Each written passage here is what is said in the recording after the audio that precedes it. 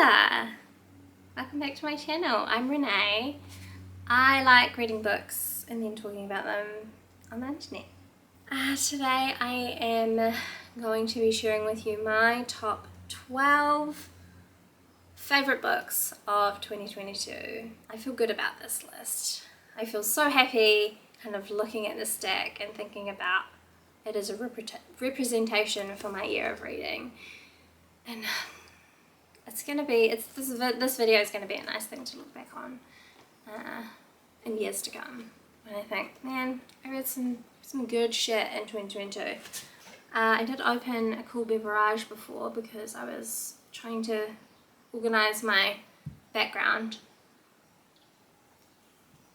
so that it was at least a little bit kind of tidy. So yeah, I recommend grabbing yourself a drink if you are that way inclined. Right, let's get started. These are in order of kind of the oldest, so the first books that I read all the way down to very recently. One of these books made it snuck through, so you'll find out what that is. But I've left the favorite till the end, so you have to wait and see. 10 points if you can guess what it is. Answers in the comments now. Okay, let's move on. First book we have up is White on White by Asagul's Farce.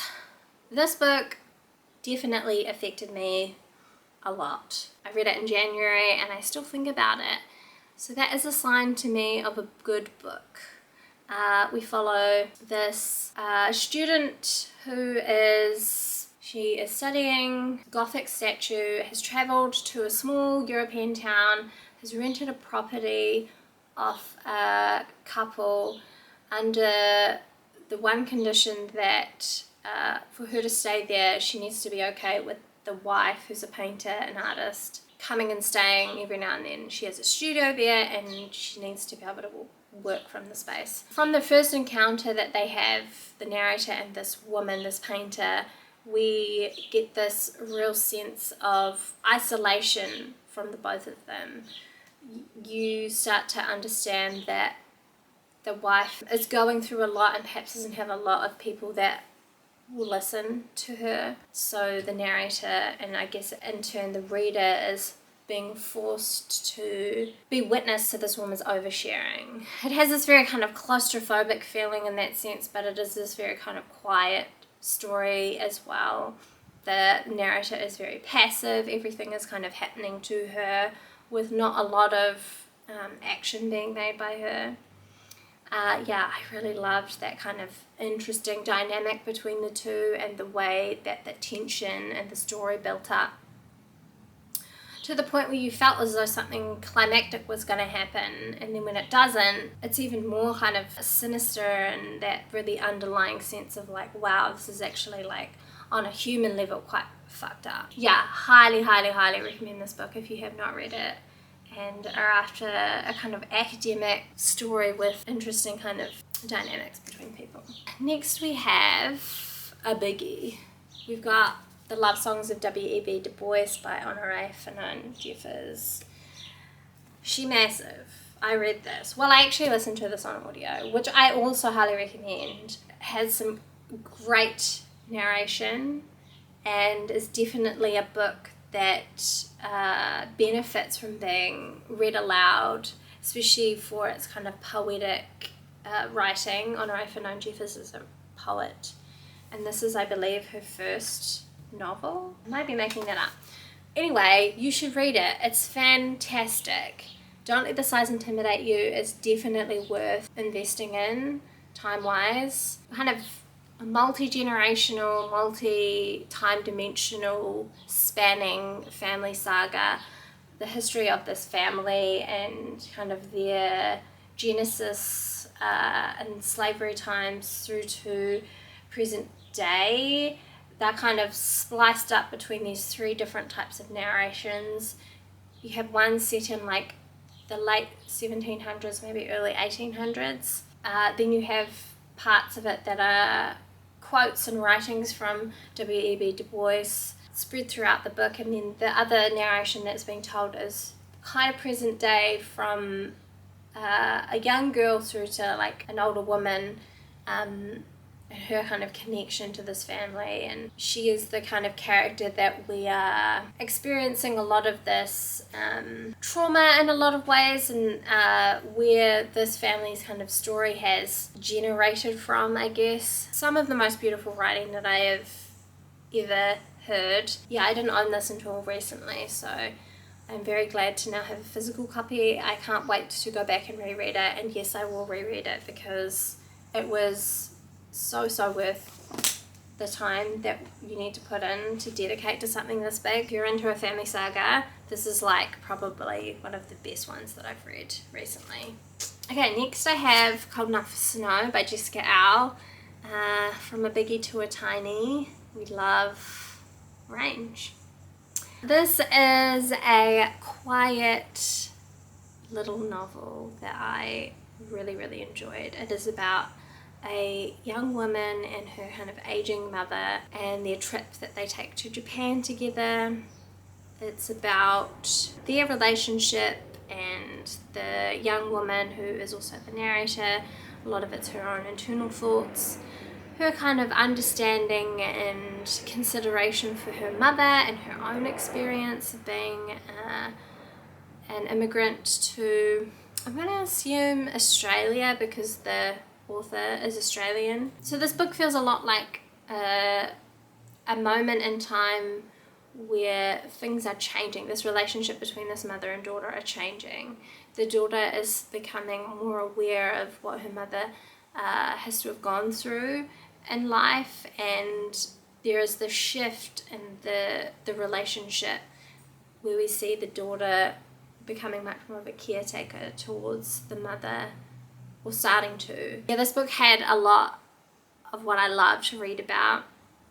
It's kind of told over a very short period of time on this trip that they're taking.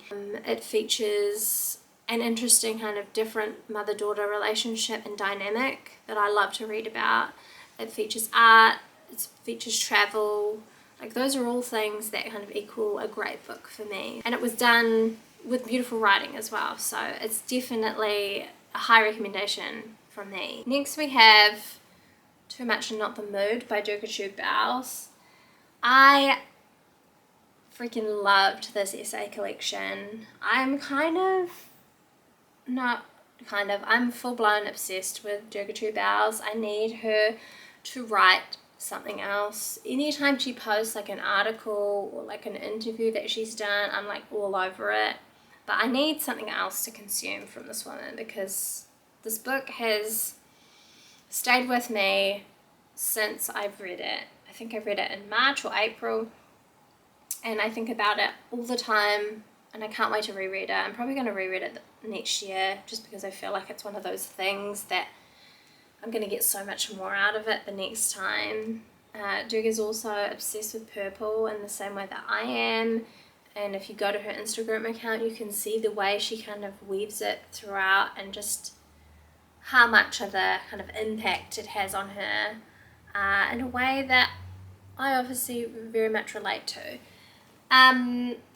This, though, is a collection of personal essays about Durga and her kind of experience being a brown woman, being different, and being this quite introverted internal person and thinker and I related to it on such a deep level. Like, I feel as though this collection was written for me, and I've never read something like that before. Like, I felt so seen reading this collection, and that's why I need more from Durga. The whole thing is just brilliant to me, and I loved every single moment with it, and I can't wait to go back and read it again. But yeah, I need more Durga. I need more. Please. Next we have Department of Speculation by Jenny Offal. Another very tiny, surprising, impactful book. This is a very fragmentary story told from the perspective of a wife, a mother, throughout the course of a relationship, as we watch it go through very common struggles like having a baby, infidelity, moving to a new city. From on the surface kind of sounds like a very plain story, which I guess it is, but it's the way that it's kind of written and the style that I think is what impacted me the most. When I say fragmentary, I mean like really small paragraphs, and it doesn't feel as though there's anything unnecessary in this book. That was the thing that I was blown away by the most, the use of words and the kind of economy of words in the story, and how it was still able to relay all the most important details about this relationship, why it's kind of breaking down, how it is, and still have it be like extremely recognizable, relatable, and allow you to still have empathy for these very flawed characters in the story. Yeah, I was so blown away by this book and all that it managed to do in so few words. Next we have The Friend by Sigrid Nunez. This book was pretty devastating for me, but in the best way. I loved the way it looks at grief and writing as an art form, and it kind of forced a lot of thinking for myself when it comes to the way stories are told, and thinking about what fiction is and kind of all that meta stuff when you are a reader and you're reading about real human experiences that are being fictionalized, but in some world, in some dimension, in some people, it's really happening. I don't like to think about it too much, otherwise I start to spiral, but yeah, I loved this book. A lot of people have read it and loved it. Don't know what it's about. It's about a woman who is a writer. She has recently lost her friend to suicide and has been left his Great Dane to take care of. Together they kind of grieve the loss of this man, this person in both their lives. It's such a sweet kind of depiction of the relationship between a person and a dog, and yeah, it definitely kind of touched me in that way, which I didn't quite expect. But it also looks at kind of writing and the act of writing and the role of the writer, and through the narrator she kind of grapples with a lot of those personal things that she is struggling with. And I know kind of from reading some of Sigrid's non-fiction writing this year as well, that these are probably questions that she's had in the past and is using her fiction to kind of work them out as well, which is even more meta. So we don't like to think about it. Sorry, my dog's just barking at nothing probably. It's halfway, we're halfway. Okay, next we have The Lost Daughter by Elena Ferrante.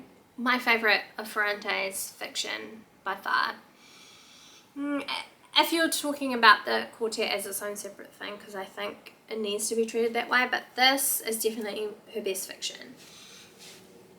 It's a story about motherhood and the struggles of motherhood, and it's told in this very quiet, unassuming, but still very kind of ominous Ferrante way. You always get this feeling in her writing that things are not quite the way that they might appear on the surface, and Ferrante is always going to explore those things in very kind of dark, human, relatable ways.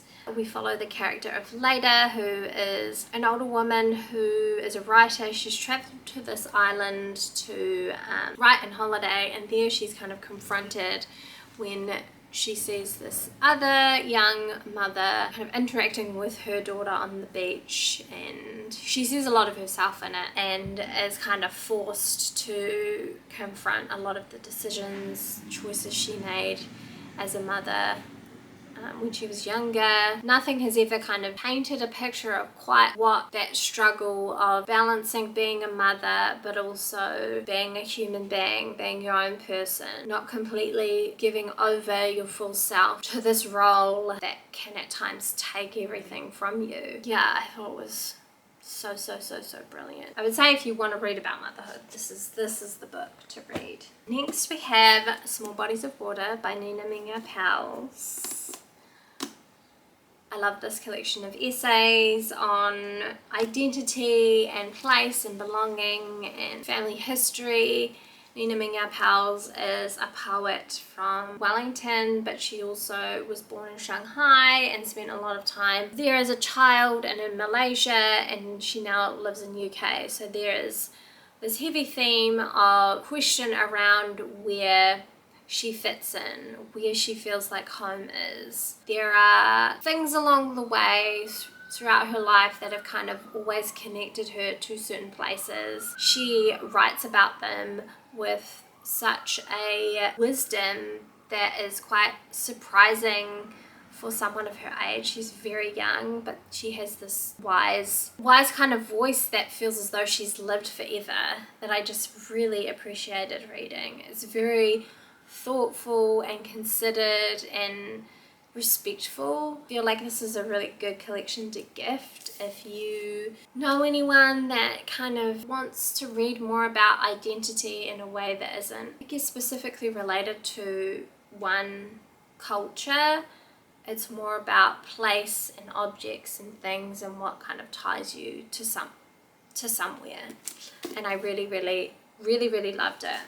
Really loved it. Next we have An Apprenticeship or The Book of Pleasures by Clarice Lispector.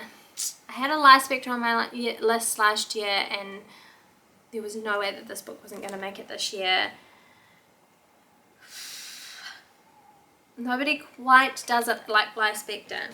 This is, I guess, on the surface a love story, but when you dive into it, you realize that it's a questioning of everything, and that can be quite scary, but when you're in the right hands, you can simply be expanded in a way that honestly feels kind of like being on cloud nine. Like, I can't explain the way that reading these kind of mind-altering passages feels, and it makes it very hard to talk about this book in any other way other than this kind of quite abstract way. But it doesn't necessarily follow a plot apart from these two characters who have met, and you're hearing from the perspective of the female character, Laurie, and her kind of struggle with life and figuring out who she is as a person. It's much deeper than that. It follows her realization that life is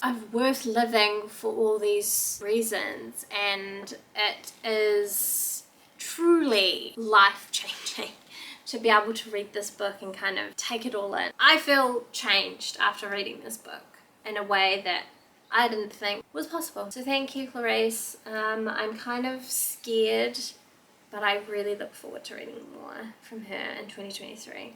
Okay, next we have A Small Place by Jamaica Kincaid. I absolutely loved this memoir / history lesson / takedown / angry letter to colonialism. I talked about this in a recent video, so I won't repeat too much myself, but yeah, this is a memoir told in a way that is just so fitting for what the subject is, which is this island of Antigua where Jamaica is from and where she spent a lot of her life.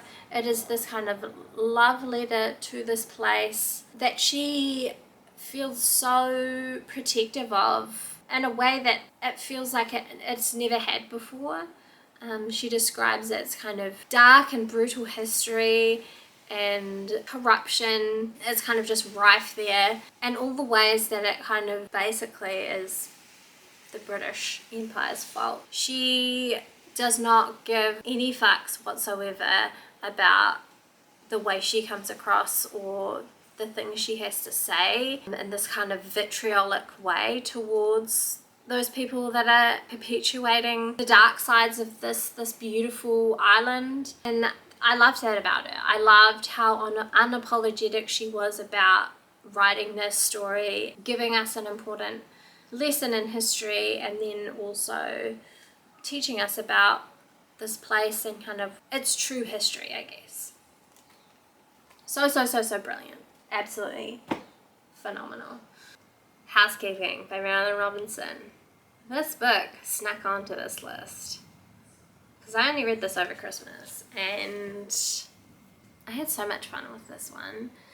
I did not expect it to be as playful and well, I expected the good writing. I knew that it was going to be good writing. The way that Marilynne Robinson mixed those words together and made everything just sound so good in your head but also out loud, I absolutely loved. Again, another book that I absolutely dogged to death. So many great passages in this book that felt just really different to any other book that I read this year, and I didn't need to think about it too long to decide that this is one of my top reads of the year, so I wanted to include this. It's the story of a family, I guess, told through the woman, specifically the young woman in the family. The story is about two young girls, Lucille and Ruthie, and the story is told mostly from Ruthie's perspective. They kind of have this really inconsistent caregiving throughout their lives. Her mother abandons them one day, and they're left with a grandmother, and then their grandmother dies, and then they're left with their grandmother's sisters, and then they can't cope, so they call upon the young girl's aunt, and she comes back to this town and takes up the responsibility of looking after these girls and raising them. And it's kind of from that point that we see these two characters kind of split off. For much of the book at the beginning, they're treated a lot as this one character, and then as soon as their aunt is introduced, they start to go separate ways. And so a lot of it is about kind of discovering who you are and the different kind of paths that you can take throughout life, kind of breaking those traditional conceptions, ideas of how a person should live and what their life should look like as well. Some of the most kind of beautiful atmospheric descriptions of nature that I've read. I didn't think I was like a nature writer, appreciator, but Marilynne Robinson does it in a way that just felt so not boring. This was a lot of fun, this book, and I'm so glad that I read it this year and that it's made it onto this list, because it definitely added a little something that I was missing in my reading this year. Okay, time has come. We've reached the final book. Drumroll please.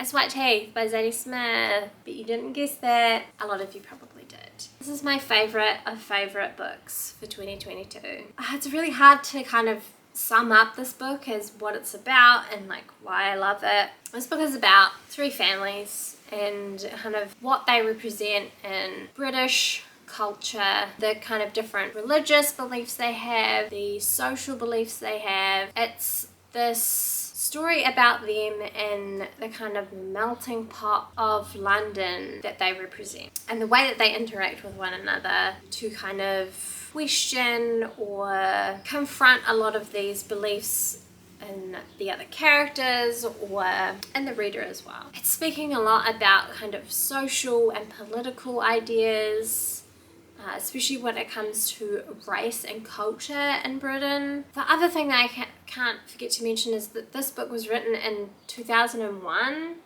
and it feels as though it is still extremely relevant today. Nothing feels dated in a way that a lot of books would have dated or aged, and that's another thing I really love about it. It feels like it's this really kind of timeless story that is still relevant to even things going on today. I think when you read this book, there is this sense that there is a lot going on. There are a lot of characters in this book that crop up. I know that for some people that can be overwhelming, but I really love a cast of characters book.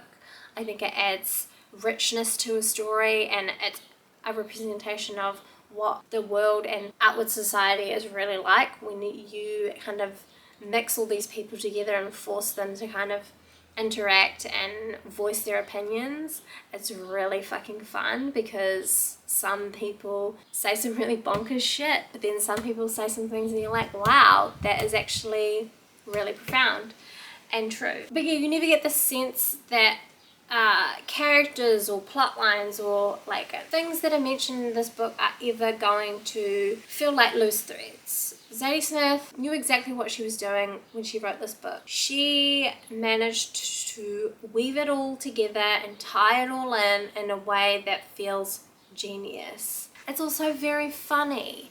It has that kind of dry, almost in some parts slapstick comedy that I just love to see. There are so many things I love about this book. One of my favorite things this year has been people telling me that they've picked up this book and read it and loved it because of how much I talk about it. So I'm going to keep talking about it. I think this book is extremely underrated. I want everyone to read it. Please read this book. That would make me extremely happy if you did that. Okay, we're done. Those are my top 12 books of the year 2022. It just makes me so happy to look back on these books and smile and talk about them and tell you why I love them. Thank you so much for watching this. Please let me know what your favorite read for 2023 was. Please let me know if you've picked up any of these books this year because of my recommendations. Thank you for a wonderful year of reading and talking about books and all the beautiful, wonderful comments and DMs. I really do love and appreciate every single one of you. I wish you a happy new year and 2023 to be the best reading year of your life. Thanks for watching. I will see you in the next one. Ka kite.